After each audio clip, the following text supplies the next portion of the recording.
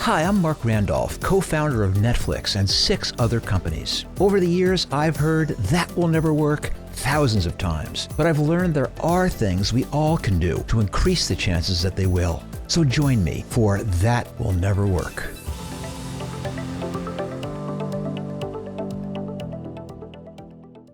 Hey everybody, welcome to That Will Never Work. Listen, all of us have dreams, but sometimes you require someone else's help to make your dream come true. And that is exactly the situation facing this week's guest, Ben Chow, who is the founder of WEDriveIns. His idea? Repurpose urban parking lots into drive-in movie theaters. Just picture this, crystal clear sound in your car, this perfect projection screens, food, popcorn, the whole experience. Unfortunately, though, Ben needs some help from the studios. Specifically, he needs their permission to use the technology that'll allow him to display movies in the daylight. And he is hitting a dead end.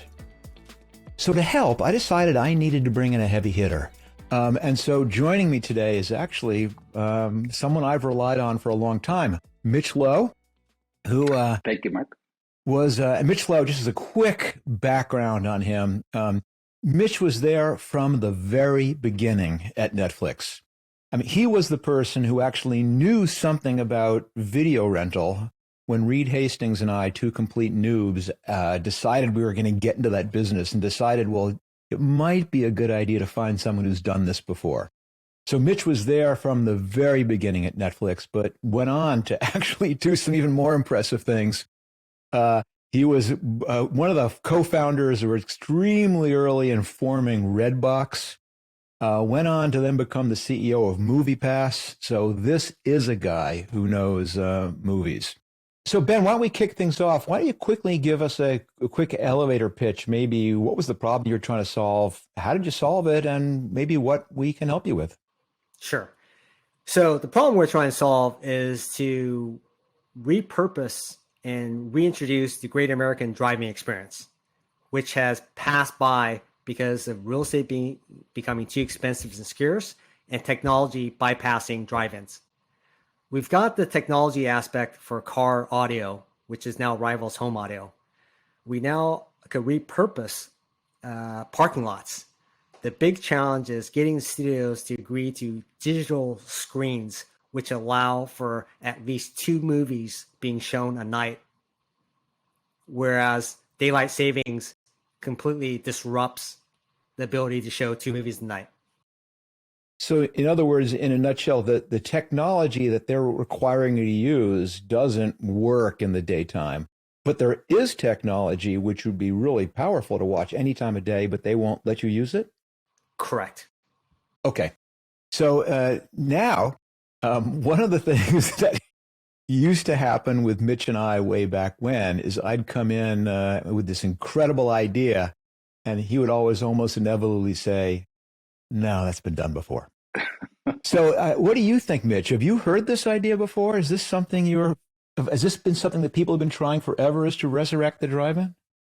Well, this is the first I've heard of this kind of strategy to resurrect what is a really, really wonderful experience. I remember back in Nebraska, my aunt taking us in the El Camino to a drive-in, and all of us kids hiding under a tarp in the back of the El Camino, so we didn't have to pay to get in. I think it was maybe 25 cents that we couldn't afford. So I have not heard of this. This is another one of these great businesses that's focused on underutilized assets. Just like Uber, focused on underutilized cars and people's time. This is taking all these huge parking lots, and in fact, I remember talking to the folks who run the LAX parking lot, and they were telling me since Uber, there's empty spaces everywhere, and I think we all remember pre those days, you'd have to drive around 20 minutes trying to find a decent parking space. So I think you've really hit on a great way to use these assets, and it's a great experience. I would say though that dealing with the nighttime, it's I don't know if you've gone back this far, but back when daylight savings time was being proposed, you had the movie theaters and the churches on opposite sides of this proposal. Obviously, movie theaters wanted it to be dark earlier, just like you want it to be dark earlier, in order to because people just don't think of movies early. Whereas churches wanted it to be light earlier, so you'd go to an early Sunday mass. And so, this you have these kind of age-old struggles, and why it's implanted in our mind to think about movies when it's dark is a real fascinating subject. But I think you have bigger problems than that. Before we get into the bigger problems, I got two things here. Number one is, you remember hiding under the tarp in the back of the El Camino.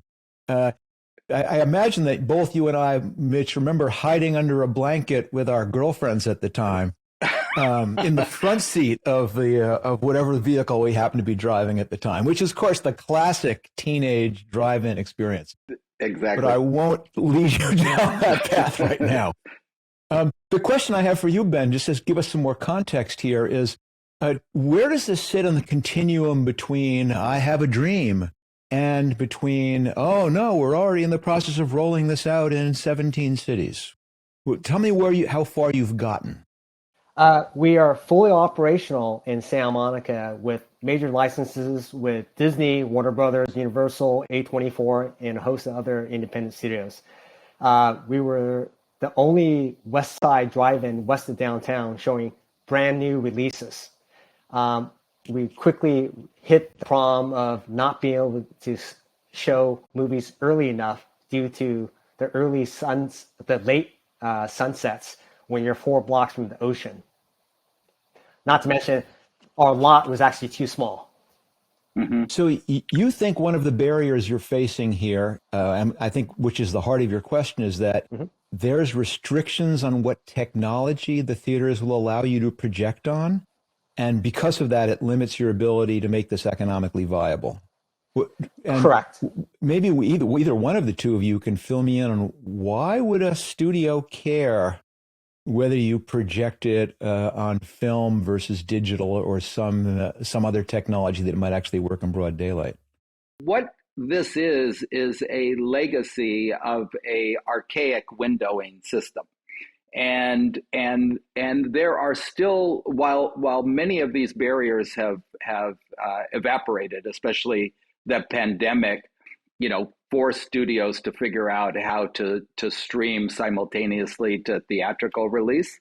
And of course, there's people trying to pull that back now. In the same way, these archaic rules as far as licensing the digital copy versus the film copy, still persist.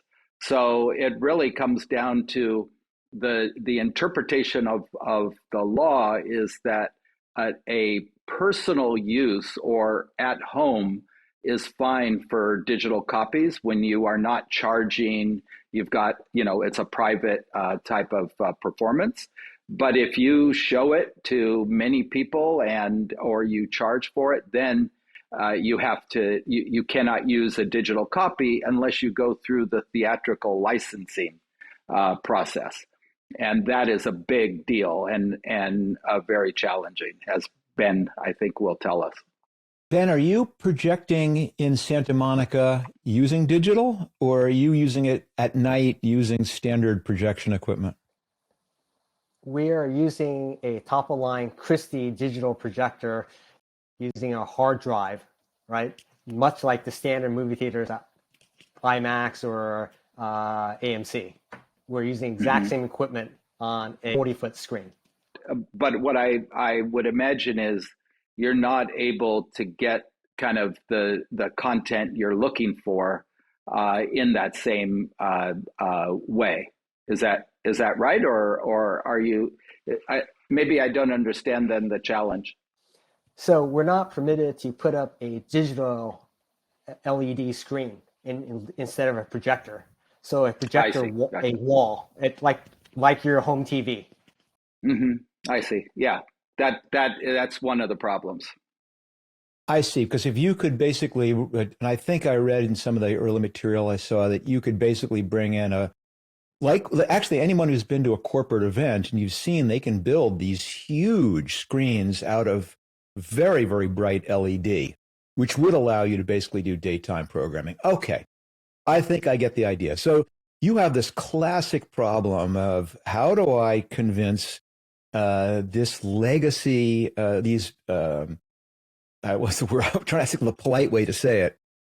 These organizations desperately trying to hold on to an old-fashioned way of business when you can see a more progressive way that ironically would actually help them. And it's just so funny because, of course, Mitch and I have been fighting these battles collectively and separately for 25 years here, or longer in some cases.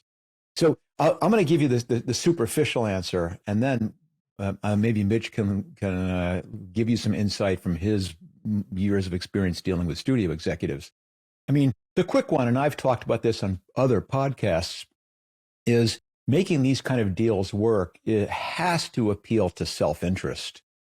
It's very, very hard when you're trying to say, but there's societal benefit. We're going to employ people. We're going to give other opportunities.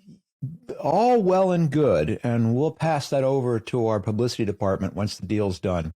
But that's really, really hard to get people to budge. And pretty much the only thing that I've found that gets people to budge is money. And I don't mean paying people money, which is basically tapping into anything you can do, you can go in and say, hey, this is going to make you more money. I mean, I certainly, in all the years I have of selling various types of products, there's two approaches. The one that doesn't work is, here's something that'll save you money. Ooh, it works a little bit. But wow, it's like 100 times more powerful when you can go in and say, here's something that'll make you more money. Because believe me, the people who at a company who are empowered to help make the company more money usually are some of the most powerful people in the company. In fact, many times they get paid even more than the CEO. The people who are empowered to save people money, well, they're usually buried down in the basement or the sub-basement, 6 people to a cubicle. It's just a very different power dynamic. So part of it is understanding what you're doing and being able to reframe it in a way that is very clear that you are all about helping them expand their audience, or tapping into some other key initiative that these guys have. But again, that's a pattern recognition answer. I'm curious, Mitch, do you have any more deeper insights from understanding what it might take to get a studio exec to budge on something so fundamental as the digital rights? Yeah, well, I have a bunch of thoughts and ideas. You are very fortunate to be doing this at this time, because the more than almost any other time, the studios and especially the departments that license public viewing are hungry for different ways to make money. And they're also realizing that things have already gotten so disrupted, they're no longer afraid to make some decisions like this. I think this is one industry where, because normally I would agree with Mark that finding the economic benefit is the right way to go. I'll tell you, in so many experiences, I found studios do not act logically in that way. They're always thinking, about and in this in this part of the business, they're thinking about the stars, the big powerful stars of the film, and what they're going to think about seeing their content on the screen. I mean, believe it or not, they would worry about Tom Cruise's perception of this, and does it demean or enhance his kind of brand and reputation. And of course, it goes way beyond Tom Cruise. So a lot of it comes down to the content that you're going to show. And from what I understand, in some ways, you're kind of creating that Saturday at the movies where you'd have, a cartoon and you'd have a movie and you might have a newsreel or something, which is really, this is player piano maybe, or a pianist in the corner playing organ music or something. Yeah, even that. But I think you've really hit upon what consumers are looking for. Consumers are looking for a better, a kind of broader experience in going out and seeing. People love to get out. People jumping, being afraid of a monster they see on the screen, when you're by yourself is kind of stupid. But when you have people all around you, it really is a fun experience.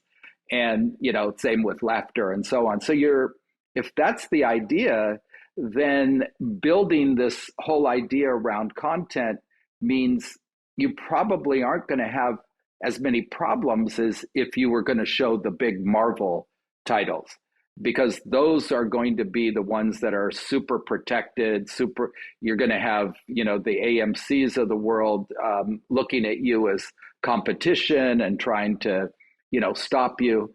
But if you create this kind of menu of here is what your night is going to be like, then I think it's a matter of going to the right department, within the studios. And they're all now looking for things like this.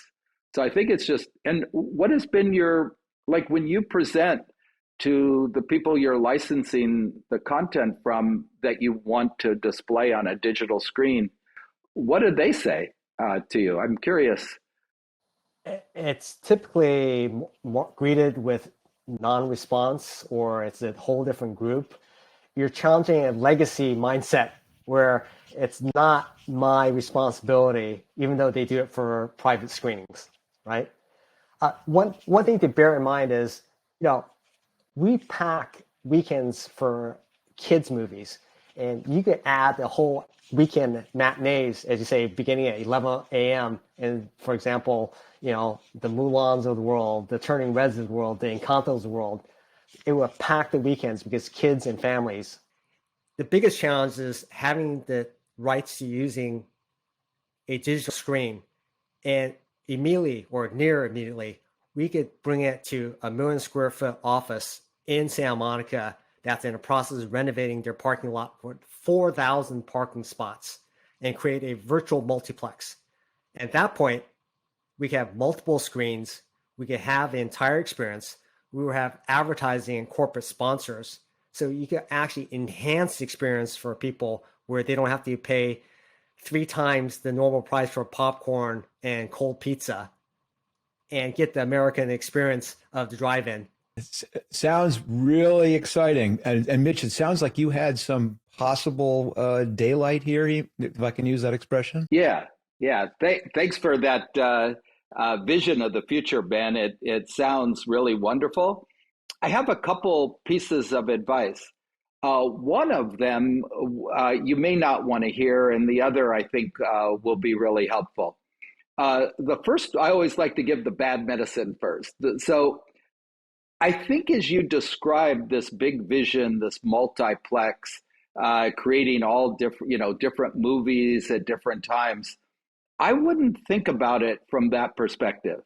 I would focus on an event, on creating one event, during one day or one period, and really make that work.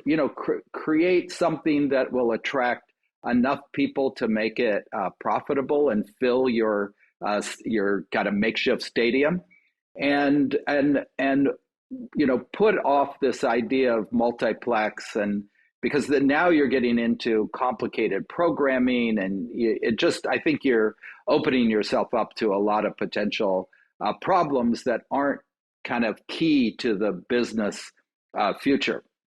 The second, and I think this will address your digital screen problems. I think you need to find people who are insiders who have worked in those departments at the movie theaters to go in with you to help explain how do you talk to them, what's the language.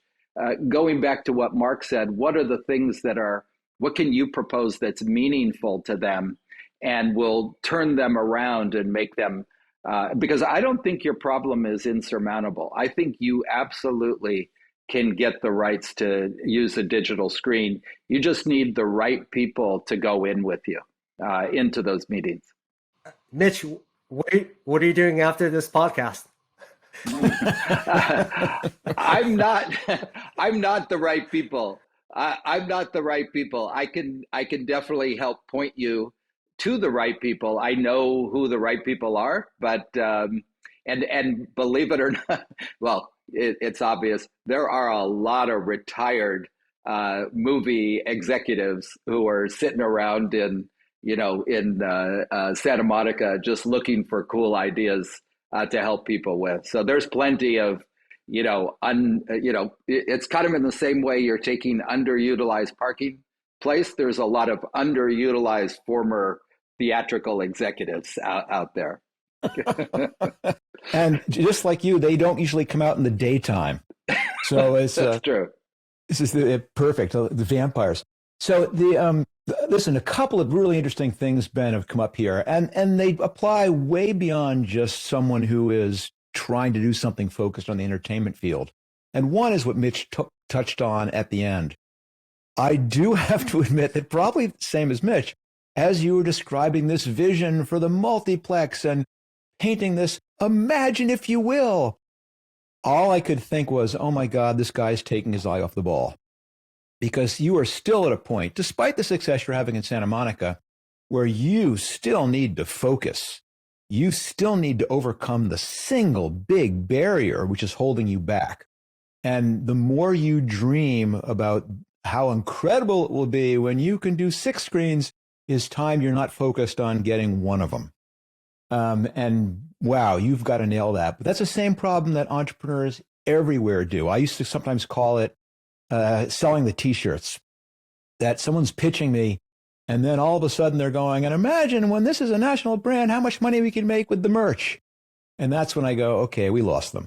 They're off in space. So get out of space and stay focused. But the other great piece of advice I think here is you've got to find the right people. I alluded at the beginning of the conversation about how important it was to figure out what the incentive is for the organization you're trying to pitch. But you have got to find the right people. You've got to be speaking to the right department. In many ways, way back in the Netflix days, Mitch was kind of like a jungle guide for me, which was we knew we had to form relationships with some of these big studios. And Mitch was this person who would let us through, navigate those really complicated worlds and figure out who are the right people to make these things happen. And I think that's something you're going to have to figure out, but it's also something anybody who's trying to get a larger established partner to pay attention to them and ideally help unlock their business has to do. Mitch, any last bits of advice for Ben before we send him back to the parking lot? I think you've got a great idea, Ben. Maybe Mark knows this. I think Mark agrees with this, that almost any idea is doable. It's all about the execution and how you focus on this upward to the right progression. Keep everybody, motivated, your employees, your investors, your partners, the studios, and, slow but sure progress up to the right is one of the critical components of that execution. Couldn't have said it better myself. Well, Ben, listen, good luck. I'm really kind of eager to check in with you again sometime, either later this year or early next, and see how much progress you've had in bringing those great entertainment spectacles to a parking lot near me. Great. Thank you both, Mitch and Mark. Our pleasure. Good luck. Thanks, Ben, for that. That was fantastic. And especially big thanks to you, Mitch, for coming on. But listen, If anyone out there really wants to hear more of Mitch's stories, and he has a million of them, both from his days at Netflix, days at Redbox, days at MoviePass, he has a book coming out in September called Watch and Learn: How I Turned Hollywood Upside Down with Netflix, Redbox, and MoviePass. I've read it. It's awesome. And there's a little bonus. I actually wrote the foreword. Really can't miss. This guy's led an amazing life. It's a fantastic book. So check it out. And while you're at it, maybe pick up the paperback version of That Will Never Work. That's out too. And lastly, if you've got a question, whether it's about Hollywood or anything else, and you want to be a guest on the show, that's easy. Simply come to markrandolph.com/guest to apply.